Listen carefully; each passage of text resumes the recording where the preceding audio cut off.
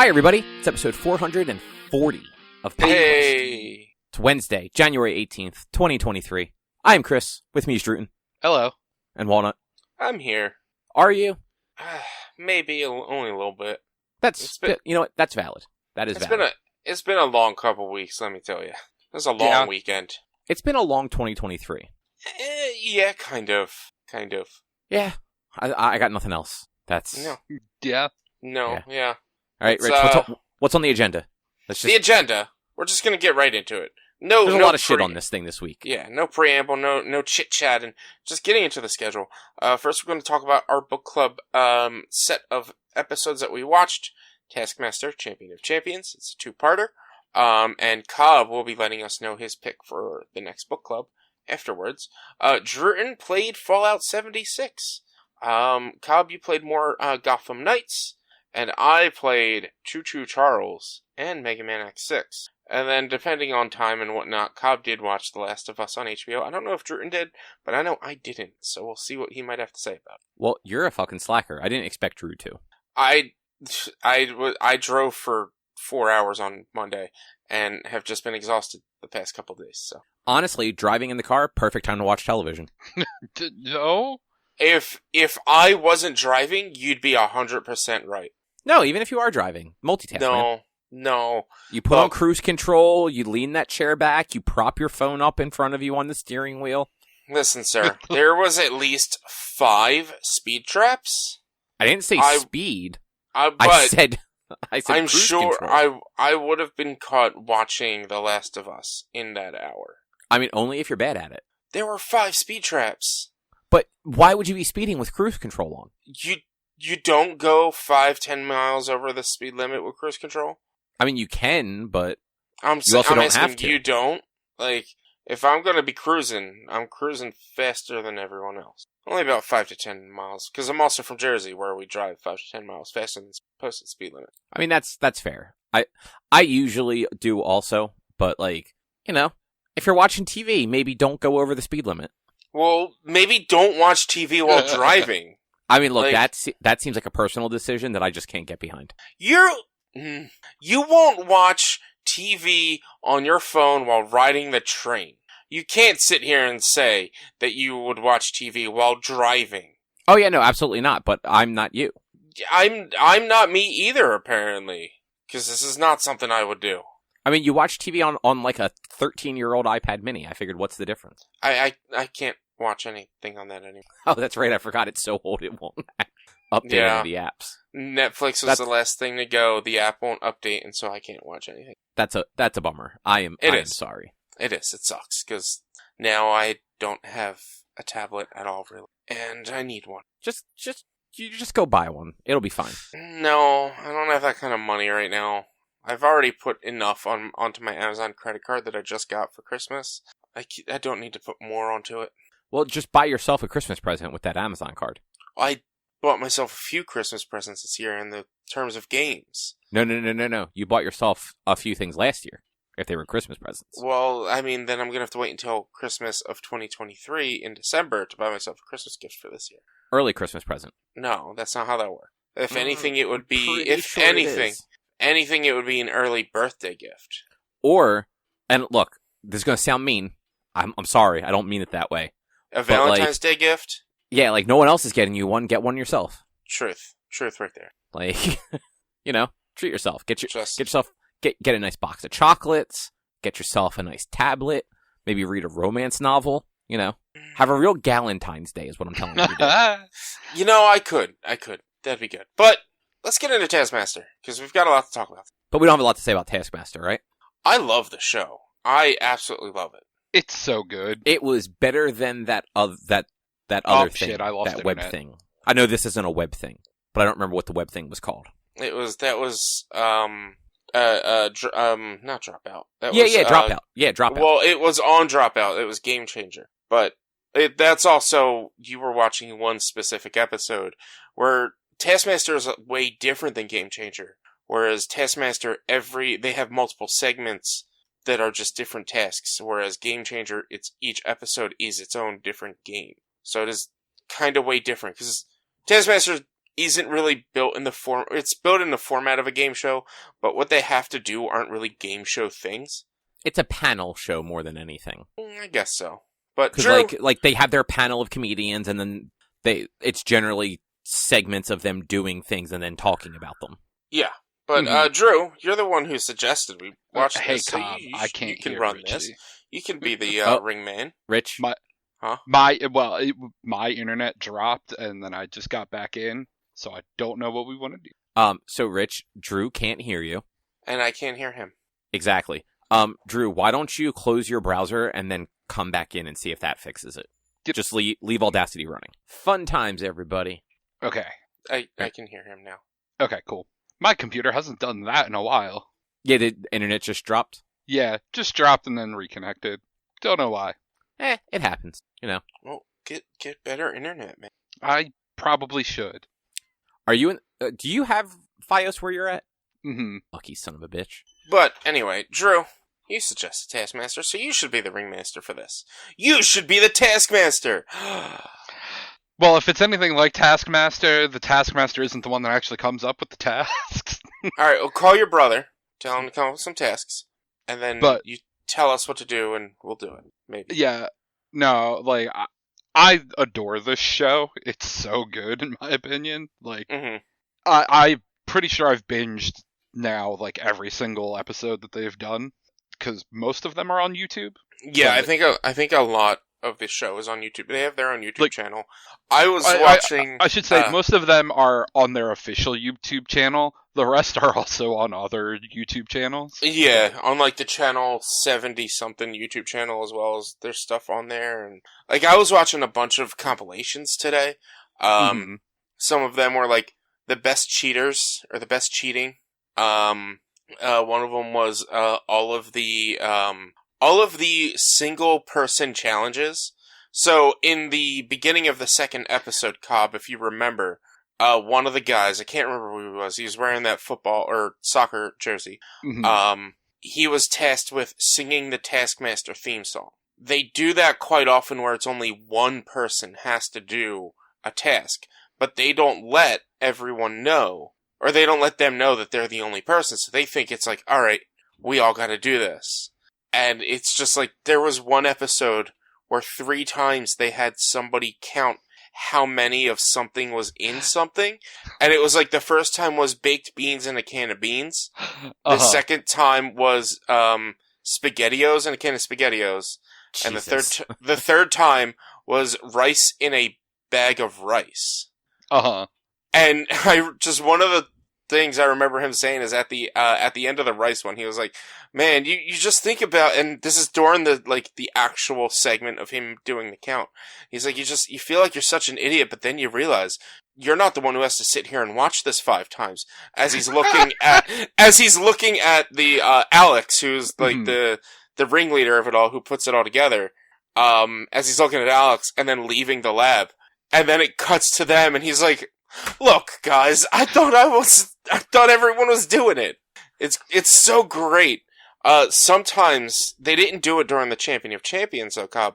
Sometimes they'll add a little snippet at the end of one of their tasks that they're all doing.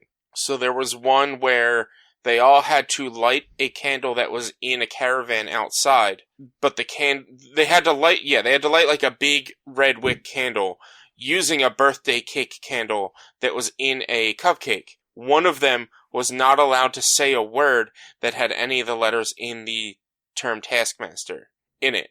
The rest of them could just do it no matter however they wanted to do. But he couldn't say the word, any letter of Taskmaster. Yeah, I didn't, like I said before, I did not hate this. It is definitely not like my normal thing. But like, I thought, I laughed a couple of times. Like legitimately found things humorous. Good. Yeah. Like I said, I not so much in the first episode. The first episode, I was just kind of like, this is whatever. I legitimately thought the thing with the markers was funny, though. Yeah, oh, yes. I loved Greg's reaction of, somebody's gonna get fucking fired for this. Yeah. Oh, yeah. When he looked over and he said, like, you're all laughing, but... Somebody's losing their job. Yeah, I did think that was legitimately funny. But otherwise, I really like Noel Fielding. But only just I know him from Bake Off. And he is a lot of fun on that. Even because he's been on it, I think, for like 5 or 6 seasons. And just his interactions with all the bakers, like some of like just the wild shit that he'll say to them while they're baking is just fantastic. Well, so the whole reason I even started watching Taskmaster was like a Noel Fielding rabbit hole.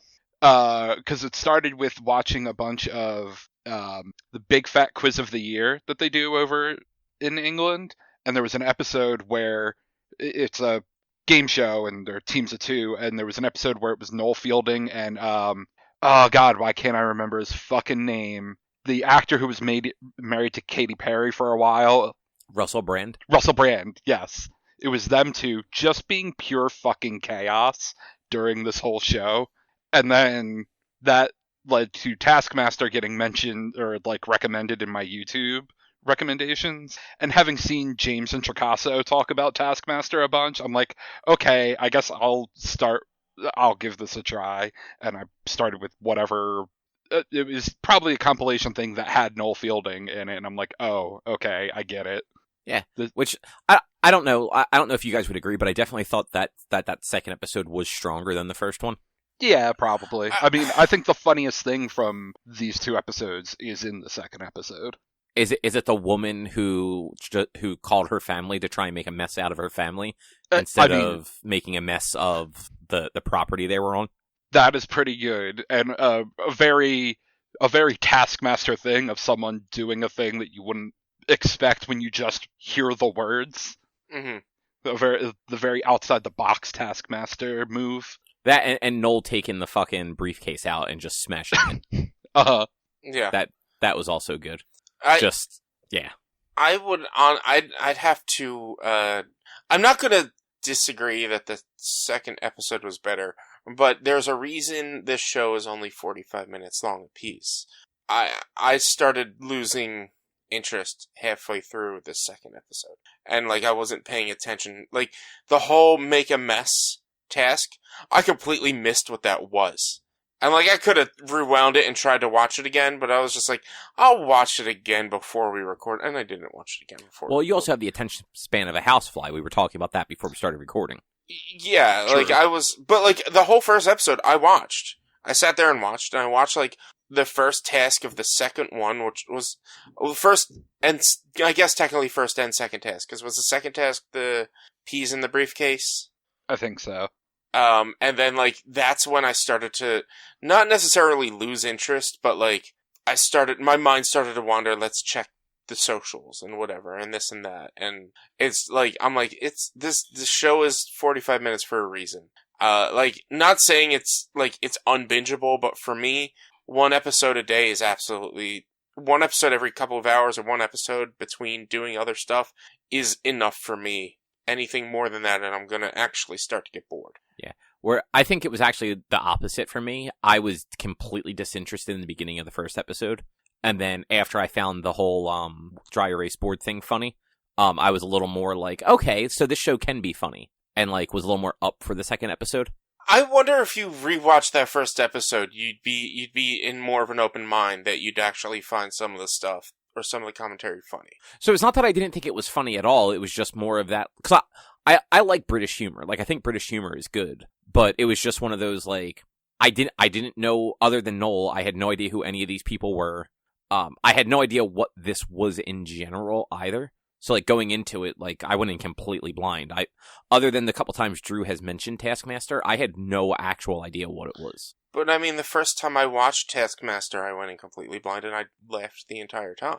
Yeah, you also like more improv-y things than I do. Like I genuinely don't really like improv-y stuff. Man, improv is great. It's fine. Improv can be great. Improv also can be absolute horse shit. That's true. When it's professionals doing improv, it's great. Let's say it that way. No, because even then, I don't like a lot of improv, even when it's professionals. But I just think the second episode just had more like, I don't know, wit, I guess. Like, yeah. Like the one guy that was, he seemed like he was probably the oldest one of the bunch. I think he might have the winner, but he was the Bob one Mortimer. Maybe literally the guy that made the biggest mess. Yes. And like just kept asking how much time was left and just ran down the whole clock. And then they're just like, "You had no intention of cleaning up, did you?" He's like, "Well, no, that's not the fun part." Yeah, that was Bob Mortimer. Yeah. Or even Noel, as he was getting started, going, "I really like a good tidying up." Right. You know where the second one started to lose me? It was the do a miracle. Oh man, like I don't know, like yes, but at the same time, like fucking Rob Beckett just going, "I'm gonna order 100 pizzas. It's a modern miracle." Well, I was watching that one. It was like Knowles was funny. It was silly, but like it wasn't anything like. It obviously wasn't a miracle. Like you could see the table and everything, but it was funny. And then the rest of them, I didn't find as entertaining as Knowles was. And that's why, like, I guess it started to lose me there. I was just like, well... Yeah, I didn't like the miracle thing either, but I think that was followed immediately by the briefcase thing. Mm-hmm. I believe so, yeah. And I was a little checked out at the beginning of the briefcase thing. So, like, the first guy, the older guy, I think, was the first one that they showed solve it, where he, like, leaned around the table and realized it was just, like written on a fucking label on the table. Mm-hmm. Like after that, I was actually paying attention, and like the one dude legitimately solved the math problem. Yep. Mm-hmm. And then Noel just took the briefcase outside and beat it with a hammer. Mm-hmm. And it was just like everyone else spent like upwards of like 10 to 15 minutes trying to get into this thing, and he stood there for 30 seconds and just guessed random shit, and then's like, "Can I just take this outside and like break it open?" And they're just like, "You know what? No one's ever asked that before. Sure, why not?" Well, no, somebody actually did guess frozen peas without opening it, didn't they? Yeah, Rob Beckett just was like, "Can I just guess?" And just starts rattling off things for, I think his was like 5 minutes of just guessing random shit until he got it. Yeah, but he wasn't Noel the fastest still? Mm-hmm. Yeah, okay. I think so. Yeah, and I think the guy who just guessed it was a little bit slower than the guy who actually did the math. Mm-hmm. Yeah, I'm pretty sure. But like, I still like by the end of that, I thought that was funny. I mean, my favorite thing was the last pre-taped task. I'm pretty sure it was when they had to make the masks that were edible. Oh, yeah. Not all of them were funny, but and it wasn't even the masks that were funny. It was the one host eating the masks that was funny. Oh yeah. His uncomfort of eating the mask off Catherine Ryan, the only female. I mean, like, basically second-guessing the thing he made for himself to do. Yeah. And then, I think it worked that they showed that one first. Uh-huh. Mm-hmm. And then the pure insanity that was Bob Mortimer of, like, being weird alien person, like, begging him to eat his face. While I was watching that, I was like, how would I do this? You know what? I would ask Alex, what is your favorite pizza delivery that's local? And I would have ordered a pizza and just put that on my face. But that's not a mask. That's just a pizza on your face. Also, I would have cut eye holes in there. Also, they had limited time. You would have put a hot pizza on your face, and you would have been miserable. I mean, what was it? It was 5 minutes... Or no, they had to go out and buy the materials. Like, Taskmaster went out and bought the materials. They requested the materials. Yeah, they requested. So I could have requested, like, the pizza from his pizza place. And then once it got there and the 10-minute timer started or whatever to make the mask, just would have brought the pizza into the fridge for a little bit, cool it down, kept it open, and then put it on my fucking face. I don't care. It would have been funny. It would have been funny. That's what this is about. It's not about winning. It's about funny.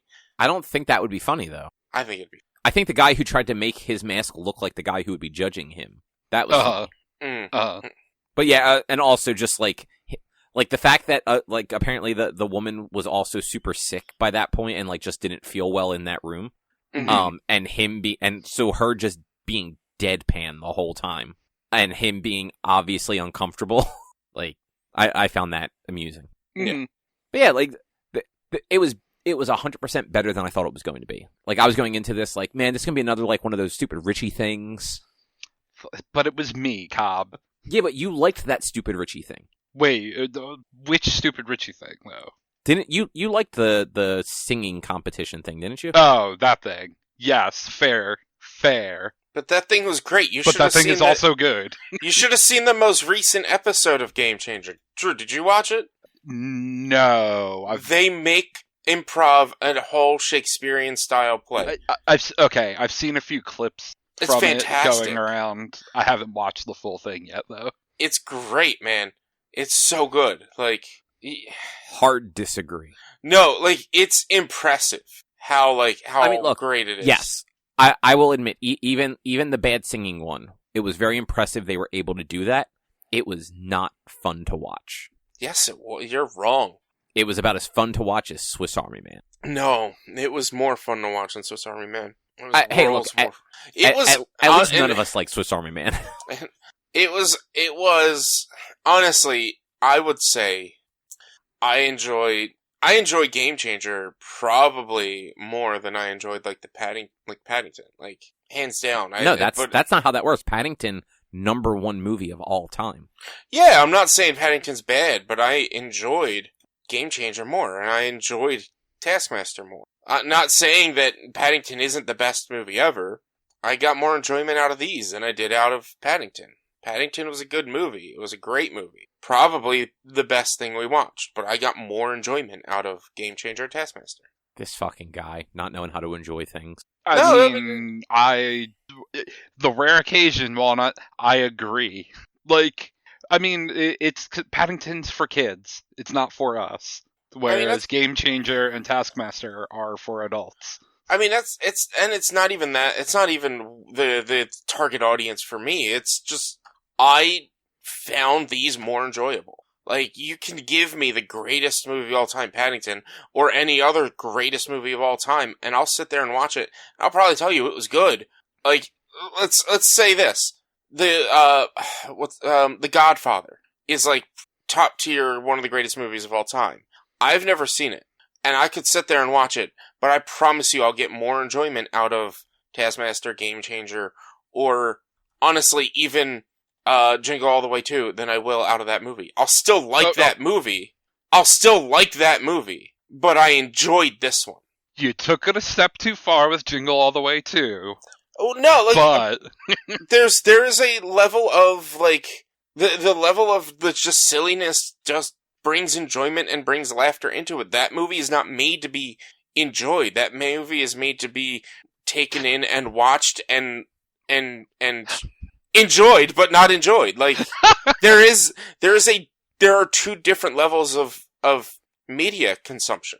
And it's like, you can give me the greatest movies of all time, but I'll sit here and be like, yo, this episode of Taskmaster, I enjoyed this one way much better. Did you just say way much better? Just keep going. But that is what you said, right? Just keep moving on. Just keep talking. Right. Anything else you guys want to say about Taskmaster? I will say, like, to the point of maybe not all of this being the best Taskmaster, like, if I had to pick something from Taskmaster, like a season of Taskmaster, I wouldn't have picked this, but it was more consumable than, like, a 10-episode season of Taskmaster. True. Like, I'd have picked the season that has Rod Gilbert and James Acaster on it, because that season is absolute chaos, basically the whole time, and probably the best Taskmaster, in my opinion, but it's 10 episodes, and, like, I was not going to make y'all commit to 450 minutes of something. But if Which you is want, appreciated. If you want to watch more, watch season 7. I do not. So ridiculous. You should watch one episode a week of season 7 and come back to us each week. I have so many other things to watch. That's fine. You can fit it in. I am like 12 episodes behind on Critical Role. But you were able to watch the most recent episode of The Last of Us, which just came out. Because Erica also watches that. Erica could watch Taskmaster. She would fucking hate it. You guys gotta learn to enjoy things. I do enjoy things. I'll talk about Obviously it later. I enjoyed The Last of Us. Obviously you don't. But speaking of enjoyment, would you guys like to hear what the next pick is? Sure. All right. So I'm going to frame this as a question because I would like Drew's input. Would you, in particular, be up for watching a sequel to something that you have never seen the first one of? Yeah. All right. Then we are going to do Sonic the Hedgehog 2. It is available on Amazon Prime. Like, no rental. Like, it's included in Prime. Why are we going to do Sonic the Hedgehog 2? You've seen one, right? I've seen them both. I haven't seen the second one. I personally think the first one's better. The second one is still really good, but I personally think the first one's better. I've never seen the second one, and Drew has never seen the first or the second. Nope. And frankly, I just want an excuse to watch Sonic 2. The other option, the backup just option. Watch it. Again, I have too many other things. But you just watched The Last of Us. You can't sit here and say I have too many things when you just watched a brand new thing. Disagree? Like, that's now part of the things he has to watch. Like, but it wasn't. But how did you fit that in if you already had too many things? Because that's a thing that Erica also watches. But there are less things we watch together than there are things that I watch on my own. But how do you have too many things if you were able to add a thing? That's all I'm saying. Because now it's all. It just made the pile more. Like, but it wasn't on the pile, and now you're saying I have too many things before it was on the pile, and now it's on the pile, and you're saying you have too many things. You added something when already having too many things. What are we talking about? I'm just giving you a hard time. I lost track of it. I'm going to be honest with you. I'm just saying. I said you don't need a reason to watch Sonic 2. And you're like, but I have too many things, and I went back to what you just watched, The Last of Us, which is brand new this week. How can you have too many things if you just added something to the too many things when you've always been saying that you had too many things? Right. But yeah, if you guys are both good with it, we'll do Sonic 2. Mm-hmm. I've heard it was actually pretty good. It was great. Like, it was, in my opinion, like I said, first one wasn't as good, or it wasn't as good as the first one, but it holds up as, like, one of the better, if not some of the best video game movies, and it is great for both fans of the series of old and people who are new to the series as well. Plus, it's got Idris Elba as Knuckles, which seems like way fucking overkill for that movie. It fucking works. And it has to, so, you actually said that you watched some of the Sonic, like, you've watched some of Sonic Frontiers, right? No, I never watched, or are you talking, wait, the Frontiers game. Is the game. Yeah, I watched some of it, I didn't play it. Did you watch, like, what you watched, did it have cutscenes? No, it had occasional dialogue sequences with Knuckles. Okay, so, that's a good example of, like, Knuckles generally, in my opinion, has, like, a deeper voice. But, like, Sonic does not. In that game, Sonic has a deeper voice than Knuckles. I think this movie, having Idris Elba as Knuckles and Ben Schwartz as Sonic, is the perfect, like, juxtaposition of those two. Oh, it's the perfect casting. Trust me. You guys will get it when you watch it. And then, Drew, you definitely have never seen the first one, right? Nope. Not a single goddamn second outside of in trailers. And I'm assuming other than, like, the, like, who the cast of characters are, like, you probably don't know anything about it. Like, either? Well, yeah, like, specifically about the first one. Like, you don't know what happens in the first one. Nope. Again, not outside of anything that was in trail. But even then, I can barely tell you anything from the trailers from the first. Awesome. No, that is actually perfect, because I feel, and Richie might be able to actually confirm this, the second one picks up where the first one mostly left off. Ish. As far as, like, where the characters ended up at the end? Yeah, ish. Yeah, ish. It's, okay. It is some time past. It's not like, obviously it's not like immediately after. It's like a year or so, maybe. That's perfect, though. That's exactly, I want Drew's opinion on the sequel to a movie that he knows nothing about when things are actually picking up from where that one left off. Ish. Because, like, certain characters ended up places by the end of the first one, and it's like, if they ignored all that, as, like, children's movies will often do, it wouldn't be as funny. Mm-hmm. So, that's perfect. So, yeah, in 2 weeks, Sonic the Hedgehog 2 from, was that last year? Fucking, who knows? What is time? It was, 2022. It was 2022, because the original was 2019. No, the original was 2020, wasn't it? Oh, wait, it was 2020. It was very early 2020. It got pushed from 2019. Remember, it was supposed to come out in, like, November, and then Sonic was ugly, and the internet had a little fit, and then they pushed it back, and then fired everybody. Yeah. Internet. So I mean, look, I'm happy they redesigned Sonic, but they shouldn't have fired if they actually did fire. It was probably going to happen anyway, because that's how that stuff ends up going, but it sucks, especially because it made headlines from that. Mm-hmm. Because it's basically, hey, if you complain enough, studios will change things, but also hundreds of people will lose their jobs. But we still have Chris Pratt voicing Mario, so... That's because not enough people hate Chris Pratt. That's because Nintendo don't give a fuck. That too. Yeah, that's probably more so. Yeah. Like, Miyamoto's just over there in his fucking... that man probably lives in a castle, and he's just like, this seems fun to me. That's all that really matters. What seems fun to me? But yeah, so that will be on the 2nd of February. Holy shit. That's terrifying that we're almost done January already. Well, at the same time, it's like, holy shit, we're still in January. I mean, yes, you're not wrong. But Drew, why the fuck did you start playing Fallout 76? Because it was free. Okay, fair. Yeah, it was free a while back on PlayStation Plus, I believe. No, it's free this month on PlayStation Plus.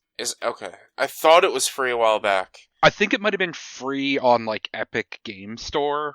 Didn't they also do, like, a recently? free week or something like that, like a year ago? Probably. But yeah, so it was free. I was like, I like Fallout 3 and 4 a whole lot. Let me play it. Boy, I can't imagine what this game was fucking like without fucking human NPCs in it. Because Jesus Christ, that would be terrible. It's already, like, kind of comparatively. Like, I'm not super feeling the story. But I could not imagine that game with no other human. Yeah, no, that seems about right. Richie, you've played some of it? I played it as like a year ago. After a lot of the patches and updates were out. So I never played vanilla base game. I only ever played like more modern recent stuff. Right. I'm morbidly curious to see what this game was like vanilla, but holy shit, it seems like it was empty as hell. So I mean, you can still get that sense of what the game was like by doing. There are some quest lines that like you don't interact with people, and so after you do the basic initial like learn to play the game quest line that they have created since the vanilla patch, like the game is just go do whatever you fucking want. And, like, you find data points and things like that that'll point you in different directions and onto different quests. So you can still get that feel of what it was like beforehand. But it's not going to be the same because at least generally while you're making your way from area to area, you're probably going to run into some sort of other human characters. How far did you get? I've played like a handful of hours, but I've also spent a fair amount of that time fucking around building a camp. Yeah, once you leave that basic starting area outside the vault, there is no one around. I thought they added NPCs. Yeah, I'm gonna super hard disagree with that. I don't recall when I played, because let's just check Steam. When I played, I don't recall. Let's see. I put 15 hours into the game. Damn. I don't. Good for you. I got my money's worth. I only paid like $6 for it. I don't recall running into many NPCs outside of that basic starting area that's down by the river. But that was also last played October 30th, 2021. So that was over a year and a half ago. Yeah, I'm pretty sure they did add NPCs in that time because I remember them talking about like updates and stuff like that to the game. So guess who voices one of the first NPCs you meet if you go the One Direction, Cobb? Todd Howard. No. Fucking Jason Mewes. Wow, really? Yeah. I was like, wait a minute, this voice is fucking familiar. And then he says more. And I'm like, this has to be, right? And I double check, and sure enough, like, Jason Mewes plays a fucking ghoul in the fucking one bar, like, right outside the vault. You know, he did start, like, streaming games a while there. I don't know if he's still doing it. So I wonder if that was, like, if him doing that kind of put him on, like, Bethesda's radar or something like that to, like, get him to voice somebody. Or vice versa, like, if he is, like, a Bethesda fan and, like, had his people reach out. Maybe. I mean, I'm sure he's done voice acting besides that. Oh, yeah, probably. But, like, I don't know that, like, he has done a ton of video games. And usually when you have, like, a TV movie actor do that stuff, they reached out in a lot of cases. Not that he's, like, the most prolific actor either. Mm-hmm. Although Bethesda does get a lot of like Hollywood types to do their voice, especially in Fallout. I didn't know that. I've never really paid attention to it. Ron Perlman's the narrator for Fallout 3 and 4? Really? Definitely, almost certainly 3, but I feel forget like if Ron it's Perlman both. was like a narrator for something else too, like something that like you wouldn't have expected him to have been involved. I'm sure. But yeah, I mean, there's a fair amount of like, oh, actually, shit, Ron Perlman's been in every Fallout game ever made. Really? Apparently. Huh. Oh shit, he's done a lot of video games. Oh, he has narrated the cutscenes for, yeah, in every Fallout. Oh, he is. So the thing I was thinking of, he was the voice of Clayface in Batman the Animated Series. Right. And in the 1994 video game, Batman: The Adventures of Batman and Robin. But yeah, holy shit, look at that. He all the way, even like the pre-Bethesda Fallouts. Mm-hmm. And Icewind Dale. Yeah, how about that? Tony Amendola voiced a major NPC in Fallout. I have no idea who that is. You would know him if you saw him. I'm trying to find things, like, he doesn't, a lot of his stuff doesn't seem very, recognizable, I don't think, to you, but, like, I feel like if you saw him, he's got a lot of voice credits and video game credits, but he is a big, or at least I swear he was a big actor. Yeah. I recognize his face, but I don't know What was his why. name? Tony Amendola? Alright. Oh, yeah, that guy. He was on the show Continuum. And he was Geppetto on Once Upon a Time. Huh. Yeah, no, I know this guy. I did not know his name, but I know his face. Yeah. Apparently he's in World of Warcraft. Yeah, he's got a lot of voice credits now. Like, he was a TV star for a while in the 80s. Yeah, it looks like he 80s only and started 90s. doing video games in 2014. Yeah. But he did do motion capture for somebody in Jedi Fallen Order. Good for him. But yeah, Drew, so anything that like you particularly enjoyed about Fallout 76? I mean, the gameplay's still the Fallout gameplay. It's still pretty solid. I like the base building stuff from Fallout 4, and that's basically the same stuff so far that I've dealt with in 76. But I haven't gotten too far into it, but I'll probably keep playing it. Are you playing on just public servers? Yeah, you have to pay to play on a private server. Yeah, I don't have a private server. Based on, like, I was playing with Chad and Evan back in 2021, and, like, it gets to a point where you're kind of, either you have to get rid of stuff, or you have to pay the subscription, because, like, you eventually just have too much shit in that game, and you kind of need it all to do all the crafting and everything, but eventually, like, your inventory is just so small, based on the free version, that you're going to need to pay into it to have your personal server anyway. I only played with just the two of them. I never played on a public server. I've never tried a public server. So, like, it was a lot more barren than even you, because there was only 3 players on mine. Yeah, I'm trying to think of how many people I've noticed are on when I've played. I've only actually run across 2 other people playing, like actually seeing their character. One was someone else apparently started playing basically the exact same time I did, because they were also leaving the vault. Mm-hmm. And then one other time, on my way to a quest, I saw someone fighting a bunch of dudes. Yeah. But it has, like, pop-up event quests that will happen, which will draw people to areas, or are intended, I guess, to draw people to areas, along with, go talk to this person, and they give you a thing to go do. Mm-hmm. Kind of quest, like the other Fallout. Yeah. Like, I enjoyed it. The gameplay was fun. The fact that, like, everything is as hard as it's going to be when you start, and, like, there's not really a world progression of difficulty. It's just, you get better. You can go fight the hardest enemy right away. Your level has nothing to do with how hard everything is. You could go fight the hardest enemy right away. You just have to be better than the hardest enemy at shooting things. And so, like, that makes the game more fun and more open than, like, oh, I have to wait until I'm level 25 in order to get to do this quest. Or it's like, oh, yeah, you know what? I'm looking at the map and I want to go to the water park. So let's just go to the water park.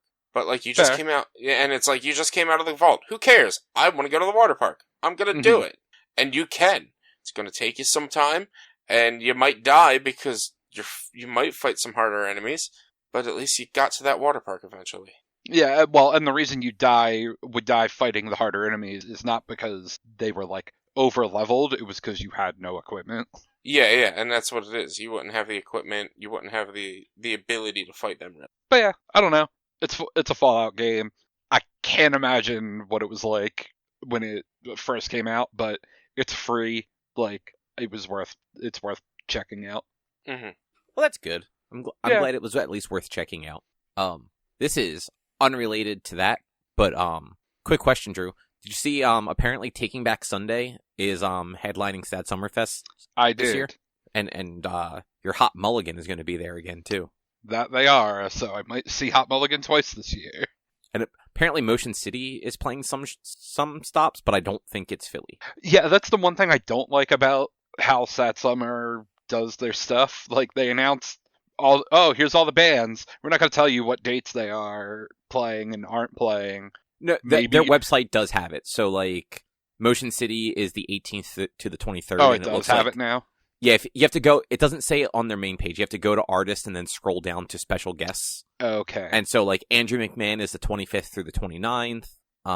Ellis Dune is the 6th through the 12th. And Motion City is the 18th through the 23rd. And Philly is the 15th. So Motion City will not be at Philly. Lame. Yeah. But how about some Gotham Knights, though? How about it? Better than anyone thought it was going to be. Good? Yeah, it's good. You're not a completionist, so you wouldn't have the same complaint that I've heard other people say. Which is? The fact that they pigeonhole you to not the max level until you play Game Plus. And some of the end game content isn't doable unless you do New Game Plus, because you can't get to that level to do it. I mean, yes, that is actually super annoying. I am only 4.5, 5 hours in. Mm-hmm. It's not great, like, but it's definitely better than, like, people made it sound. It doesn't run very well on PC, that's for sure.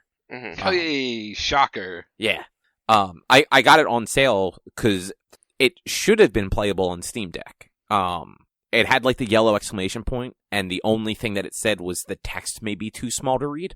But apparently it just straight won't run. It crashes every 5 minutes.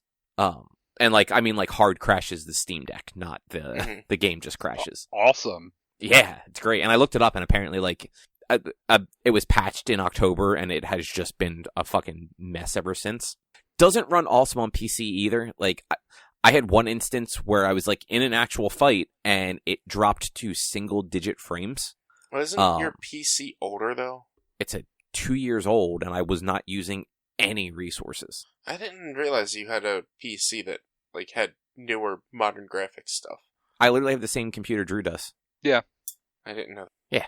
I don't play games on it all that often, but, like, I have it. That's why I didn't know that. Because I was like, in my head, it's like, why have a super gaming PC or a decent gaming PC if you're not going to game PC? That's just, you don't game, so I figured you probably still had an older PC. No, but it was a very good price, and my MacBook was not cutting it for, like, day-to-day, like, working from home stuff. Mm-hmm. And it was honestly cheaper to buy this and, like, know that I would have a good PC for an extended period than to buy all the parts at the time and, like, build something just for work. Mm-hmm. But yeah, like, I wasn't even using a fraction of resources. And it fucking, yeah. It ran fine most of the time, but a few times it just fucking plummeted in frame rate. Mm-hmm. But, like, I like the idea of it. Like the story is neat. The Batman is dead, like, and it's not one of these, and it could still end up being one of those, but it's not like he died off screen. Like, the game opens up showing you Batman fighting his final enemy, and then having his funeral. Mm-hmm. And you are playing as, you know, the rest of the Bat family, trying to, like, finish his final case, essentially. So far, I've only actually used Nightwing and Batgirl so far. They play pretty differently. I just haven't felt like trying Robin or Red Hood because Red Hood is like a gun player, and I just feel like that wouldn't be, at least I think he's supposed to be mostly guns. That's what his build looks like. I feel like he just wouldn't be all that much fun to play as. just because it's similar combat to the Arkham games and to the to Spider-Man. Yeah. So like you want the characters that are a little more like fast and like just like in and out, and even like Batgirl like isn't that as much. The combat's not as good as Spider-Man or the Arkham games, but it's like close. It's still just like that one button combo and then like dodging. But like whereas in Spider-Man or Batman, you kind of had good like ancillary stuff. Like Batman, you could throw the batarangs or like use the cape to like stun people. This one you really just have a like ranged attack you can do that doesn't seem to really do all that much. So it's a lot of just tap the square button to attack and then roll away, and then tap the square button to attack and then roll away. Haven't run into anything that like I have not died yet. The game gives you 7 health packs every time you start like a new patrol, because that's the setup is during the day you're just at the Belfry, I think they're calling it, like planning what the next steps are, and like you can craft stuff, you can do training, all that sort of thing. There's some like character relationship cutscenes that you'll get occasionally. And then when you leave the Belfry, it transitions to night and you're out on patrol. And you can basically just stay on patrol as long or as short as you want. And it just comes down to crimes that are happening at that time will reset when you go back to the Belfry. So if you're trying to do like extra things outside of the story mission, when you reload the next night, you're going to have different stuff on the map, but they all seem to be pretty similar. It's like bad guys robbing things, bad guys trying to break other bad guys out of police escorts. It's pretty much all the same shit that was in Spider-Man on PS4.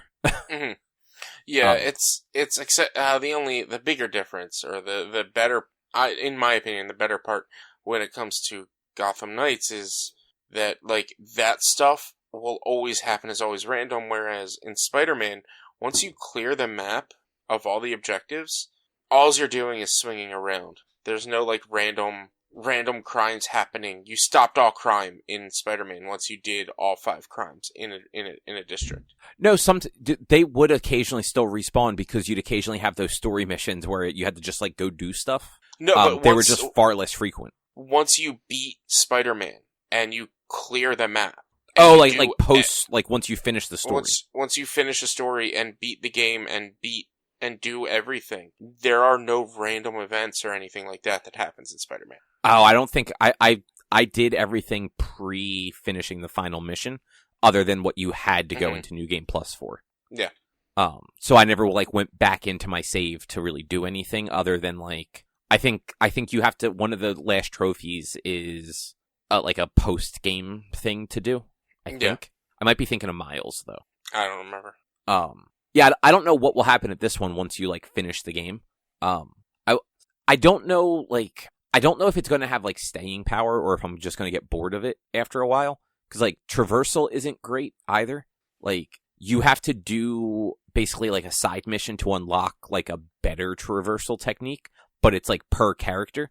So I unlocked it for Nightwing, and I think it's it at least Nightwing and Batgirl had identical requirements. They had to stop 5 premeditated crimes, beat 3 mini bosses, and then do a specific training session. And that unlocks like their first part of the Nightfall objectives, which is their particular travel method. Which for Nightwing, it's a fucking it's a trapeze glider. So I can jump off a building and glide like Link to the next location, I think is what the idea is.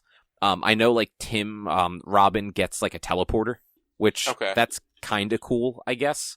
But before you get any of that, like traversal kind of sucks.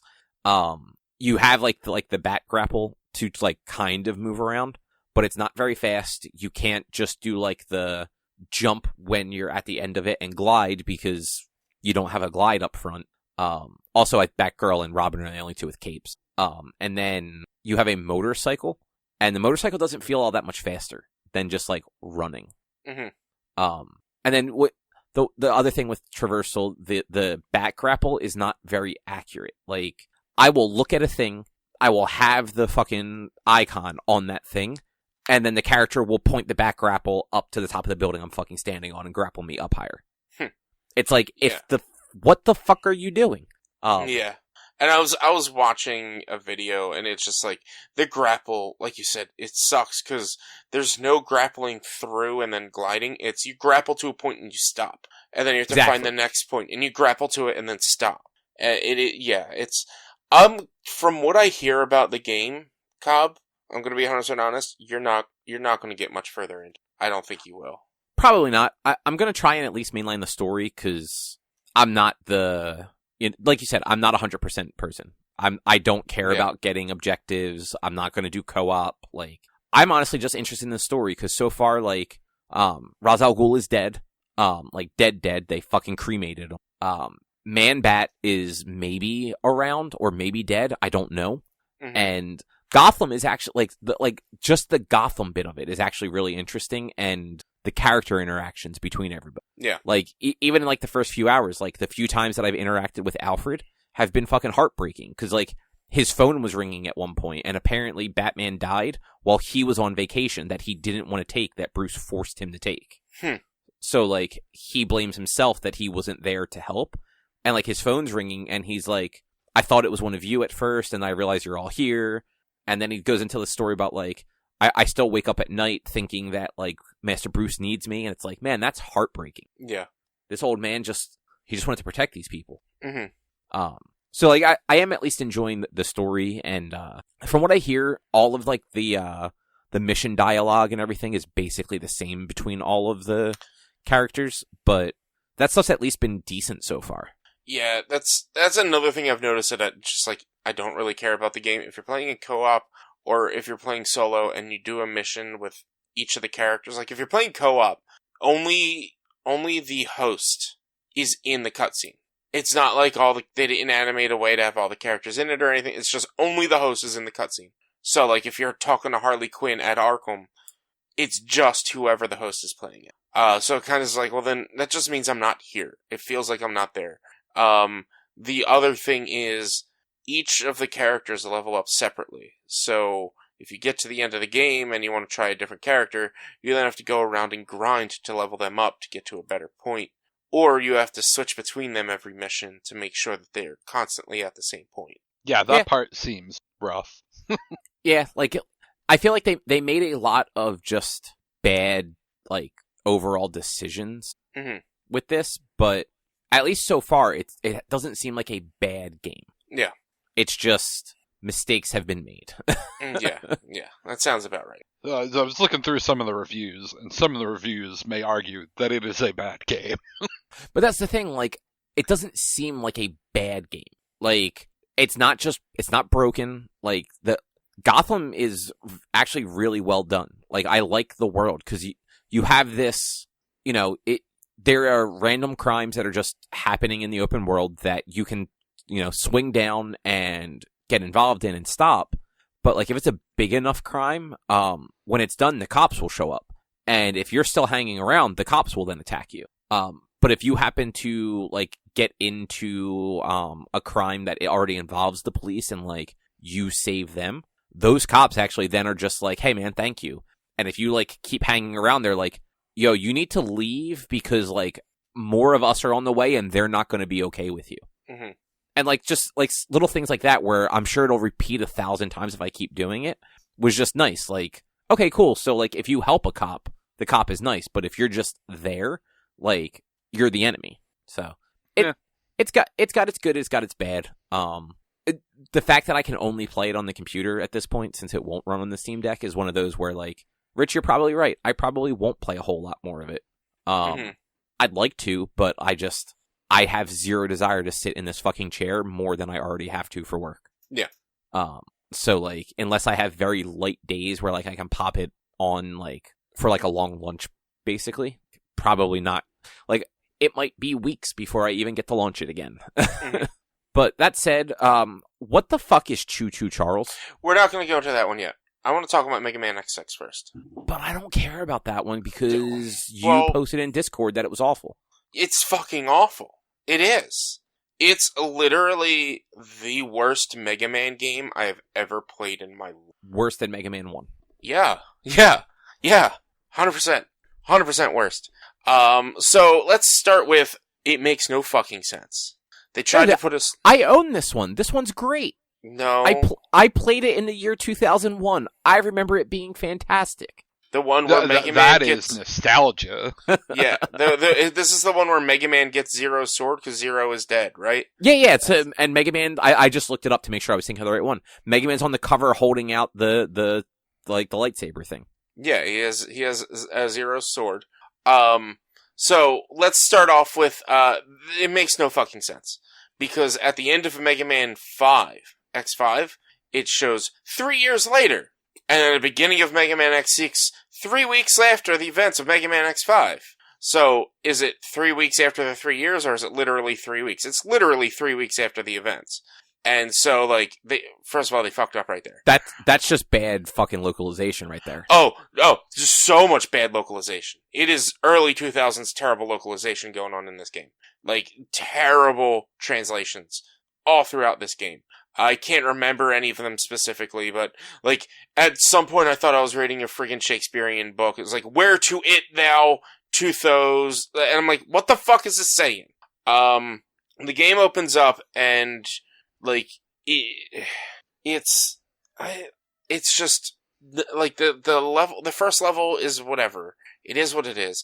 They weren't as hand-holdy in this one as they were in X5, where it's like, oh, here's what you need to do in order to get through this area, and stopping you every time.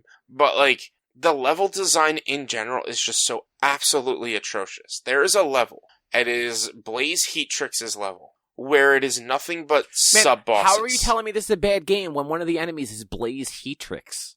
That's a pretty bad name. It is a terrible name. Are they fire? Yes. No, then that's a perfect name. Blaze Heatrix? Come on, it writes itself. Like, let me look up the names of all the bosses again in this one. And then you tell me that whether or not they're good or bad. He's like a fucking Phoenix thing? Commander Yamark is a dragonfly. Ground Scaravich. Blaze Heatnix, not Heatrix. Blizzard Wolfgang, Rainy That's Turtloid, a good name, too. Rainy Turtloid, Metal Shark Player, What? Shield Sheldon, and then I am just going to screenshot this. I know I'm looking edit at the it. Screenshot. Infinity Majunin? Yeah. What the fuck is that? I mean, the J may be silent. Yeah. The names are bad. The level designs are bad. Like I said, the one level is just nothing but mid-bosses. Like, after you just... At two of the points that you're fighting this mid-boss, it's with fire somewhere. One of them, you're climbing up a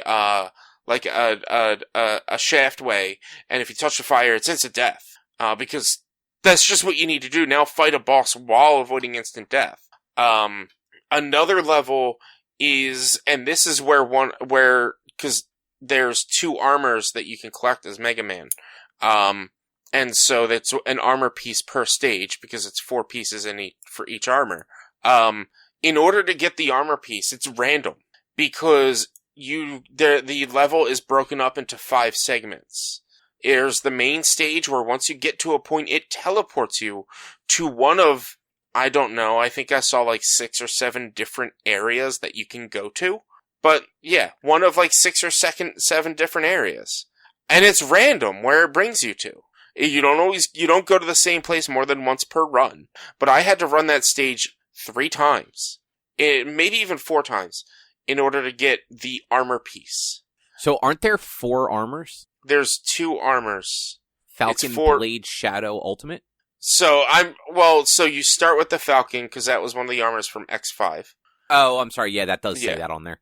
Blade and Shadow are the ones that you can find, and then Ultimate, you need to have everything else, and it's one thing to get. So it's like the 2 sets of armor pieces that you need to get. It's broken up into 1 in each stage. But, like, it's random. I had to play this stage 4 times in order to get it.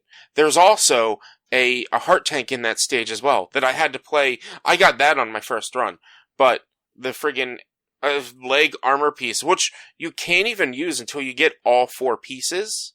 The leg armor piece you couldn't get until I couldn't get until I ran it a few times.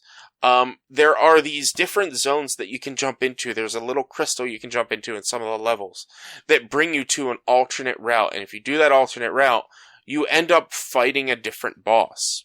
For instance, in the level where it's random, that level, I ended up fighting Zero. Out of nowhere, I was fighting Zero. And then defeated him. Dead. No, yeah, exactly. I defeated him, and it turns out that over the past 3 weeks, he was slowly rebuilding himself, and he got infected by the nightmare that, he changed his color, but me defeating him in battle brought him back.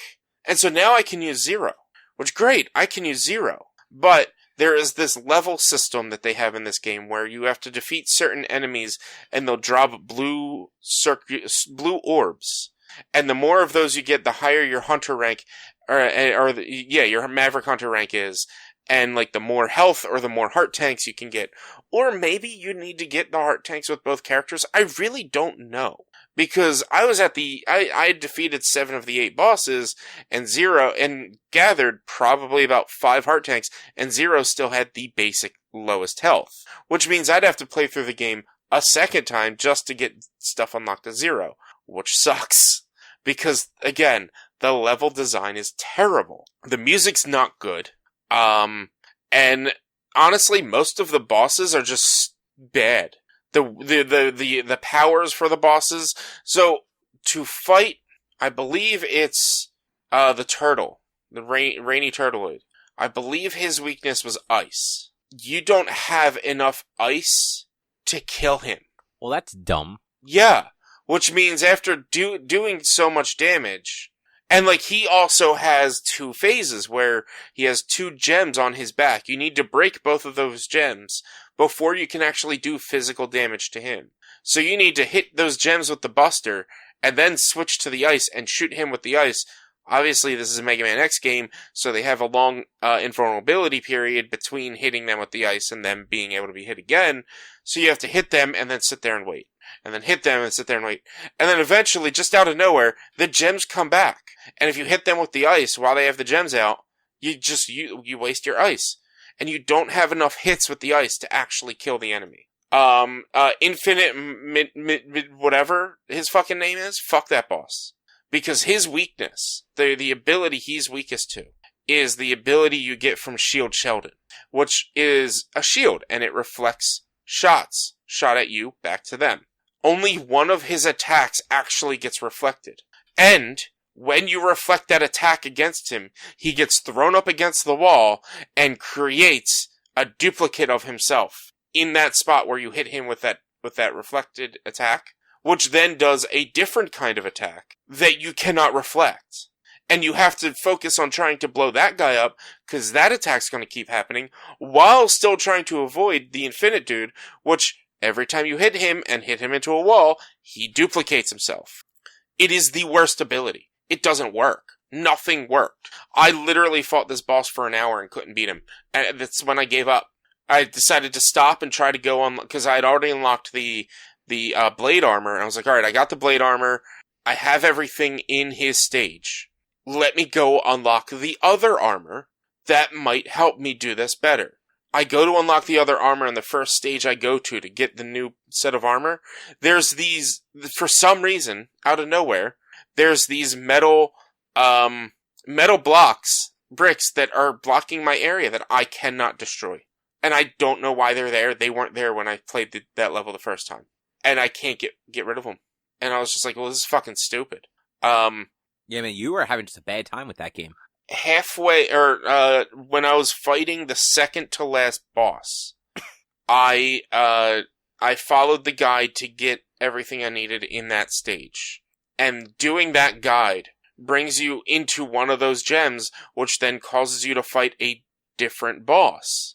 Which, killing that boss then unlocked what I assume it would be considered the Sigma stages of this game. I still had 2 robot masters to defeat. Because once I defeated the boss that wasn't the right boss of the level, I still had to go back through that level and fight the actual boss. But, you go through the level initially, you defeat these walls, and you get to a point where it shows the crystal, but the screen doesn't move. So you assume, alright, well that's where I have to go, the crystal. No, you don't go to the crystal.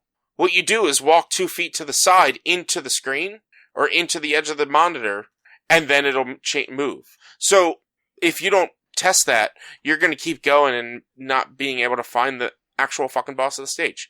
It was just all out terrible design. Nothing made sense. Nothing worked in this game. Like, every time you... Maybe play it 2 more times, just to make sure. Every time you beat a boss, I can't even remember her name, but like she's always on comms with you. She's then explaining to you her encounter with the boss, as if she fought them in the past. But I don't understand. I don't know why she's telling me this. Like, is this my encounter, or is this your encounter with the boss? Because a lot of it is, and we destroyed him. And we destroyed them. At the end of it all. But I'm like, no, I just destroyed them. I just, none of it made sense. The game was fucking stupid.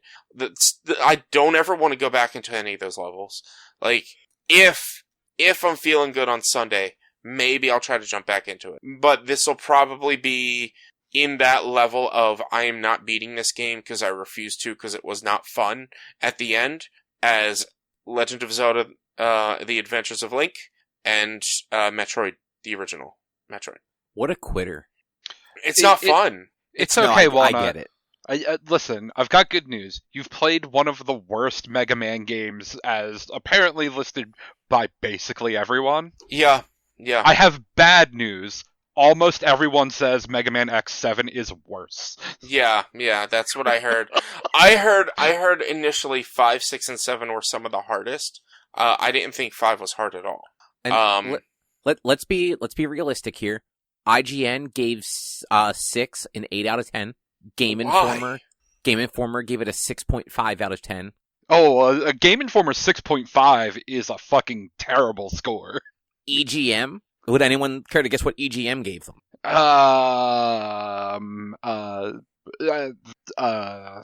8. Rich, do you have a guess? I mean, let's see. We're going between 6.5 and 8 right now. So I'm going to say a 10 out of 10. 3.5 out of 10. Oh, okay. Apparently EGM knew what the fuck they were talking about. Like, the worst part about this game is it's not really input lag, but whenever you, like, go to use an ability, there's time after using the ability where he cannot move. And this is a Mega Man X game. This is the first time something like that was really effective, or really affecting the playability. Because, like, in Mega Man X, in my opinion, Mega Man X, all of the Mega Man X games, even X6, better than all the Mega Man games. Because they're more fluid, they're more fast-paced, they're more fun. But Mega Man X6 is fucking the worst game ever. These games are a little bit more fun, but like in X6, the freeze after using an ability and not being able to turn, or not being able to quickly dash after using one of the robot boss's abilities, really fucks you up big time. And just the abilities themselves are not good. I'm trying to think. The shield one just doesn't work. The only good one is Yamark's ability, because it pops out three dragonflies around you, and then they'll shoot every time you hit the special button, and it doesn't use its ability unless one of the dragonflies are destroyed. So it's kind of like a shield, an offensive shield, which that's the best ability in that game. The rest of them, like, you can shoot a flame sword. You can use your flame sword to shoot a flame in front of you. Or you shoot an ice ball that stays on the ground, and then you can't shoot until it's destroyed. Or you shoot a ball of mud that like grows as you shoot it. I don't know. They were bad. Like, that game made me so livid and so frustrated. It just was not fun. So, did you rage quit your stream this week? Kind of, yeah. It was 10 o'clock, and I had been fighting Infinite for like an hour, and just not having a good time. And I was already raging because of how bad the level design was in this game. That I was just like, I can't do this. I can't. And then, of course, fucking Potato comes on and starts like, oh, you're a quitter, blah, blah. I'm like, dude, don't, because I'm just not having it tonight. And I sat there and I said to him, you stream it. You play it then. You sit here, no cheats, no nothing, just a walkthrough in front of you, and you beat this game. He's like, well, I don't like Mega Man games. I'm like, then you have nowhere to speak. Because this game is not good. This is the internet. Everyone can say whatever they want. I know. It's just, it's not good. And like you said, 7 is like, looked as potentially worse. It's a fucking 3D platformer on top of apparently playing like shit. X7 is a 3D platformer? Yeah! What? Yeah! Fuck! Oh, you're gonna have a bad time. You're bad at platforming in general. I can't imagine 3D platforming. I gotta look at this. I gotta look up X7 video real quick. I just gotta see this. Well, why don't you start mumbling about this Choo Choo Charles game then? While you're doing it. Choo Choo Charles. I'm surprised. I feel like this was bigger in the world than it actually is. I thought it was more well known. But this was a game developed by a single developer. They sent out teasers for maybe within the past 2 or 3 years, where you're on a train. You're on a train that's on a set track, and you're going around this island trying to avoid Choo Choo Charles, a demon spider train that can wander the island freely. And so you go through the island, you do quests for the citizens, collecting scrap to upgrade your train so that you can eventually fight Choo Choo Charles in a battle to the death and kill him. The game's makeup is like mostly just run around, do these little fetch quests, go back, get the upgrades, whatever. But there are 3 eggs. They're like demon eggs that you have to collect and then bring to a certain area to start the final battle with Charles. Collecting the eggs are the worst part of the game. You have to do it, but they're not long sequences, but they're like stealth sequences, and there's not good stealth mechanics. Like there's no you can lean around the corner, but that's about it. There's no crouch. There's no guns when you're running around as the person. There's no sneak ability. There's no watch their pathing ability or anything. It's just turn the corner. So you kind of just gotta hope to get lucky, or just book it and hope that you don't get shot too many times. Because the enemies do have guns, but you don't. That's fucked. You can, and I've watched people do this, go into the mine shaft, get noticed by some of the enemies, run all the way back out to your train, which is a distance sometimes, jump on your train, grab the gun, and start shooting at the enemy. And kill them that way. But that's just, to me, I was like, this is gonna take too long. I'm not gonna do that. Fuck that. I'm just gonna... There were 1 or 2 times where enemies came towards me and I just killed them while I was on the train, but I never would lead the enemy back to my train. The cool thing is, Charles is always on the map. Even when you, if you attack him for a little bit, he'll run away, but he's always on the map, and he'll just be wandering throughout your entire playthrough. So occasionally, you'll be all away from your train, hundreds of meters away from your train, doing a side quest, and you just hear his horn blow. And it's like, fuck, where is he? And then you're worrying about, getting your side quest done, but also dealing with Charles and hiding from him. Because if he's a fucking train with demonic spider legs. If he catches up to you, he's gonna kill you if you're not on your train. Can you suplex him? No, you can't do anything to him. Have you tried to suplex him? I did. There were a few times I tried to, run at him and see if there was anything I could do, and no, he would... Did you try to make yourself real big, like when you're trying to scare a bear? I should have done that. I tried to fly. I tried to, jump from roof to roof to get to my train, and I missed the jump to get to the roof, and then I was trying to run back up the stairs. He got to me and started attacking me. It'd be fun in a VR game if you could just run up to him and wave your arms like a wacky waving inflatable arm flailing tube man. Yeah. If there were ways to scare him off or something, while instead of just hiding from him, because if he sees you, he tends to stick around a lot longer. And there were a few times where he showed up and you hear the horn and you notice where he is, and then he comes towards you and you hide, And, like, there will be music that plays as he's, like, on the prowl searching for you. But once, like, he gets so far away, the music stops. And I had a situation where, like, alright, the music stopped, let me get back to my train. And as I'm maybe 20 feet out from the building I just left from, he turns around and immediately comes back towards me. I was like, fuck! And I didn't have time to turn around and get back. I died. But death is not a big deal in that game. You just lose some scrap, it's super abundant and plenty. Like, you can easily beat this game. I think I beat it in 3 hours. Less than. It's not a long game, but it's a game made to be fun and silly. And somewhere, on the map there is, like, you can find, like, pieces of paper that kind of tell a story of what's going on the map. And you can find one piece of paper and read it where it's telling you, don't go to the mainland. Gus the bus is going to get you. Gus the bus is going to kill you. Don't go to the mainland.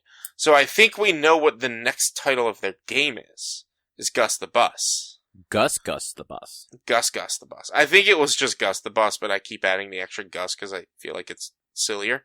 I mean, look, they have to keep the naming convention. Yeah, they do. Though I guess it would, if they were keeping the naming convention, it would be like Bus the Gus or something like that. I mean, choo-choo, because it makes a choo-choo noise, so you can't have... Well, we all know the onomatopoeia for buses is bus. Yeah, buses make bus noise. Yeah, exactly. Everybody knows that. Yeah. Especially in America. But I loved the game. I had been looking forward to it since, like, we saw the demo and playtests of it or whatever, like, a year or two ago. It came out late last year, like, maybe November or December. And it was on sale on Steam, so I was like, fuck it, I'm buying this game, and I'm just playing it. I know it's not long, I'm gonna do it. I know it's not, at least online, like, overwhelmingly positive on Steam. But, like, other places are like, I don't think they're reviewing it very well, because, like, there are some not major flaws, but, like, silly flaws or silly issues. This is all developed by one guy, so, like, I cut it some little slack, but, like, none of the character models' mouths move when they talk. So it's just them, like, moving their head around as they're talking, and their mouths and lips aren't moving, which is just weird. Like, I don't know why they, like, didn't take the time to try to animate just a little bit of, like, maybe even cartoon mouth talk. They're not actually talking, it's all just psychic. That could be it. You got to just find your own canon. Yeah. And it's just, yeah, besides that, like, I didn't really, like, find anything, like, broken or not working in the game. Like, the stealth mechanic was just silly. Like, they should have given you a handgun or something. Even if it was a handgun with limited shots. So that, like, every time you went into a mine, you only had, like, 5 bullets. So you would have to plan accordingly or whatnot. Something like that. But it was fun, and they leave it open for, like, as the game ends, there's just fucking more demon eggs everywhere. So it's like, oh, there's going to be another one. There's going to be another Choo Choo Charles, and they kind of hinted at Gus the bus. So it was fun. It was silly. I absolutely enjoyed it, and if you ever have a chance to get it, it's still on sale for $14. If you ever have a chance to get it, honestly, if you find it sub $10, definitely worth the purchase. And it's on Steam, you said? Yeah, it's on Steam. It took me 2.9 hours to beat, and I only have one achievement left. Well, you better get in there and fucking 100% it. Yeah, come on, man. I was gonna, but it was, I think the only achievement is finding all of the notes. And going back into the game starts you right before you actually kill, Choo Choo Charles. And so I was like, I don't feel like going back in and trying to find, I think it was like, where is it at? I think it's like 2 left or something like that. Collect all, no, it's the paint cans. So you can get paint to paint your train a different color. I had 8 out of 11. So I had 3 more left. And I was like, I don't really care too much right now to try to find them all. But maybe one of these days I'll go back to play the game and, like, start from the beginning again, because it's only 3 fucking hours long, and do it. I was going to say, like, 3 hours doesn't seem like that long. Like, you could probably just go in there and 100% it. Yeah, it's easy. Like, I almost 100%ed it without even trying. If you do all the missions, you'll get most of the way there. Like, I did all the missions, and I got 23 out of 24 achievements complete. And it was just like there were certain like locations and areas throughout the map that I never went to, actually, because of the way the quest layout is made. There was a whole portion of the map that I never even crossed, which is funny to me. And so that's probably where those other notes are. Yeah, exactly. Or the paint cans. Some of them would be in there. Huh. Right. Well, congratulations on finding a game that you found enjoyable. Yeah. It was not Mega Man X6. No, trust me, I wish I just played Mega Man X5 again yesterday. I really do, because I loved Mega Man X5. That was like... Well, maybe that's the problem. Maybe it's not that X6 is bad. Maybe you just had too much fun with X5. That's a lot of what I'm seeing online, too, is people saying, like, if you're doing a Mega Man marathon, an X marathon, like, X6 is such a slog and is so much worse. It's not, like... It is where things start to get rough. And, like, I'm just like, man, if fucking 3D platformer, I did see a few screenshots for X7. Like, are you kidding me? Hopefully X8 went back to 2D. I may actually watch a little bit of that. It'll be probably Sunday. I'm not going to do Mega Man Monday on this upcoming Monday because I have another 4 hours of driving.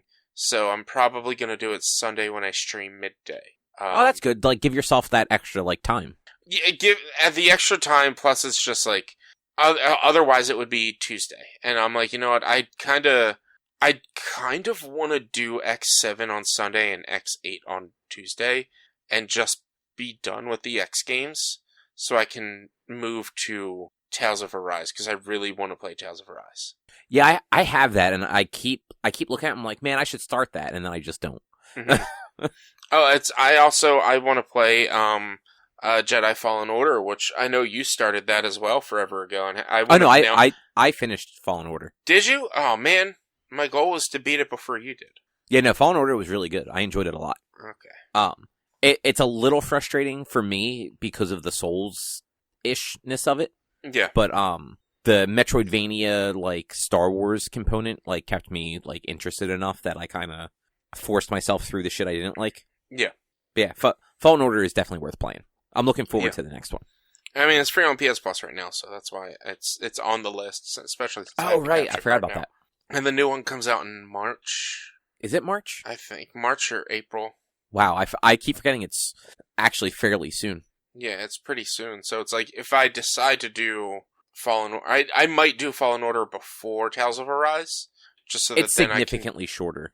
Yeah, and this way I can then do Tales of Arise after and give me a break between Fallen Order and if I decide to get the new one at launch. That's true. That is true.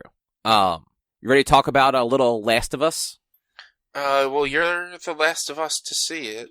No, no, that's the first of us. You'd be you're the first of us.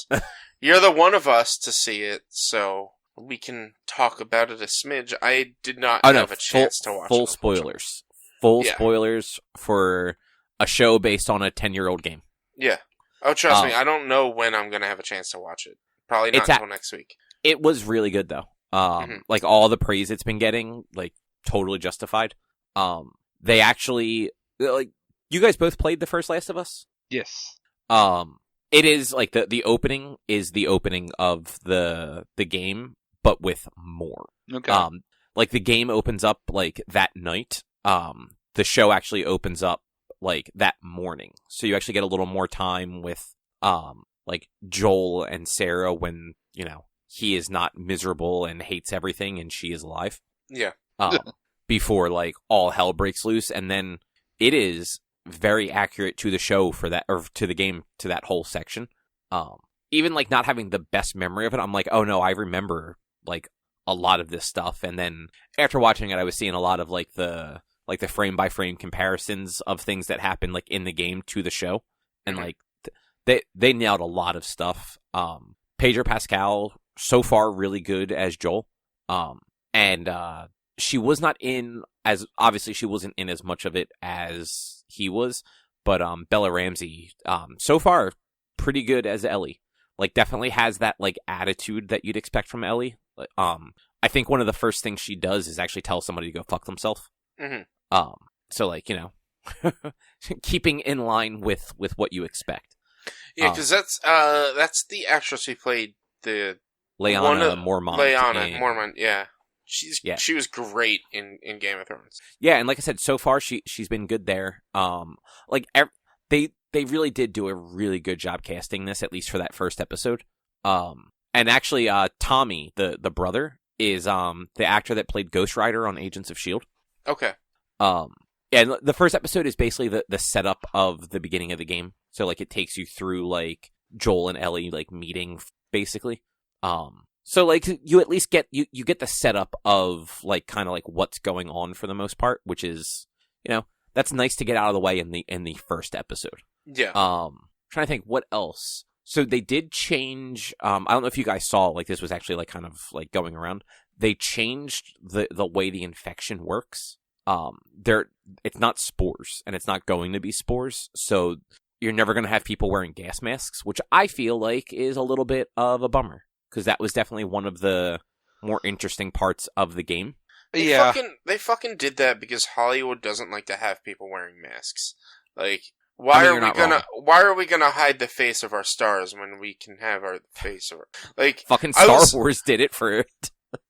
Like, I was watching, there's a channel called Corridor Crew, and they do a bunch of digital stuff, and they had a video, I guess you could call it a digital essay or whatever, I don't know, where they're talking about, like, what the differences between, like, American-made and even, Eastern-made anime live-action movies and to anime, and, like, why things don't work and things like that, and a lot of it, like, there's a lot of, like, anime movies that refuses to have a character wearing anything over their face when the anime has the characters wearing something over their face, to a point where sometimes it just doesn't make sense that they're not wearing it. So, for instance, one thing they showed was the Ghost in the Shell movie with Scarlett Johansson. The movie opens up. That had plenty of its own problems. But the movie, like, when you first meet the main character, it opens up with her using these goggles to, like, analyze an area and understand everything that's going on. And, like, you see through her eyes how, like, the goggles would be showing.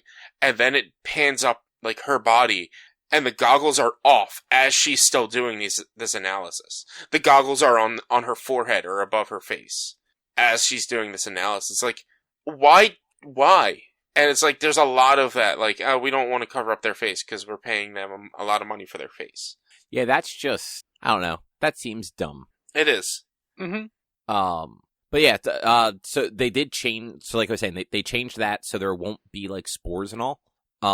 But I think what they're doing instead, like, the visual that they showed is actually pretty cool. So I think that at least helps that they have a cool visual for, like, how the infection's spreading, because it doesn't seem like it's just, like, it's not normal, just zombie bites, if that makes sense.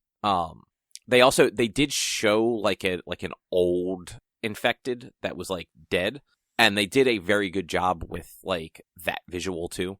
Like, it looks like what you remember in the game when you would see, like, the ones that had been, like, converted for so long that they basically just, like, grew into a wall. Mm-hmm. So yeah, so they're doing a good job so far. Like, they've casted it well. The setting was good. The quarantine zone that, like, the game starts at, like, it's probably not identical to the game, but I also haven't played that in a decade. But, like, it feels like what I remember from the game. And that's good enough, honestly. Like, exactly. Like, I'm sure anyone that just played, like, the remaster or remake, whatever they were calling it, like, to be like, oh, well, it was different here. It's like, cool, but if you haven't played the game in 10 years, like, this is what I fucking remember. I remember this place being fucking, like, sad and depressing and everyone being shitty. Mm-hmm. So yeah, I'm looking forward to more. I think it's 9 episodes? 9 or 10 episodes? I think 9 sounds right. I'm not sure. I'm gonna try to watch it. Hopefully I'll get a chance to watch it on Sunday, but I don't know if I'll be able to watch 1 and 2 until maybe next week. Man, just watch it tonight. I have agreed to join people in custom lobby Apex matches at 8 o'clock, or as soon as I can get on there, so I'll be gaming with other people while they're streaming, so. Well, just watch it while you're playing Apex. Like, it's just like driving and watching TV, it's fine. I would You'll have downtime between being dead. I would miss something on one of them, and it would probably be Last of Us. Look, just play as bad as you possibly can, die immediately, and then just spend the rest of like the match watching the show. Look, honestly, if they weren't like right on the edge of having the minimum that we need to do this, I probably would just be like, all right, guys, if we have everyone we need, I'm probably just going to sit out and watch this instead. But, like, you need minimum 30 people to do a Battle Royale in Apex custom lobbies, which it's new, it's brand new. Like, they just added the ability to do custom lobbies in Apex. I didn't know that was a thing you could do. Yeah, they just added it within the past, like, 2 weeks. And so, it's like you need minimum 30 people to do a Battle Royale, and that's only 15 duos. Teams of, or trio, like 10 trios or 15 duos. Like, there's no solos, because it's, maximum team count is 20 in any lobby, so you can't do solos. Oh, huh. Well, yeah. I mean, I guess that would actually be interesting. I can understand why you're going to do that instead of, watch a show of a game that I played 10 years ago that's almost scene for scene the same. Yeah, because it's really good. Yeah, and I'm sure it is. Just like I'm sure Last of Us Part 1 is really good. You know what? I don't know about that. I don't know if they did it justice when they 4K'd it. I'm just going to throw this out there. I saw a screenshot of like the original, the new like 4K version for PS5 and like the show. I think the characters looked worse in the remake or remaster or whatever they were calling it. I haven't paid attention to the visuals, so I haven't paid too much attention. Like I said, it was just one of those like side-by-side references where it was showing like the same frame from like the original game, the new version of it, and the HBO series. And new version of the game looked the worst. Mm-hmm. But also, like, that's just my opinion, and it was probably also like just that particular scene may have not looked as good. And they probably didn't like... It's not like they rebuilt that game from the ground up. Like, you can only do so much when you're making decade-old assets try to look better. Mm-hmm. Mm-hmm. But I think that'll probably do it for this week, especially since Rich has other plans. Yeah, I mean, if there were more, like I told them I'd be late, so it'd be no big deal if we had more. No, I think that's probably good. Unless Drew, do you have anything else? Nope. All right. Well, in that case, next week will be in 2 weeks. Will be our next book club, which will be Sonic the Hedgehog 2. That's available on Amazon Prime Video. And then you can find more of our content if you go over to www.one-quest.com. You can also help us out by supporting us at patreon.com/onequest. If you can't support us there with your dollars, though, you can go to your favorite podcasting platform, Spotify, Apple Podcasts, Google Podcasts, Stitcher, a whole bunch of places. Rate us, review us, subscribe to us. It all helps. You can also find us on social media, facebook.com/onequestonline or at @1_quest on Instagram and Twitter. Our YouTube channel is youtube.com/onequestvideo, and you can always send us emails to social@one-quest.com. And then, Rich, what's your streaming stuff? Twitch.tv/B_1. That's for gaming, streaming, Monday, Tuesday, Thursday, and Sunday. Currently working my way through Sifu and the Mega Man X 7 and 8. And maybe back to 6. But, yeah, just come check it out. Cool. And with that, we'll be back next week with something else to talk about. Thanks for listening. Bye. Bye. See yous.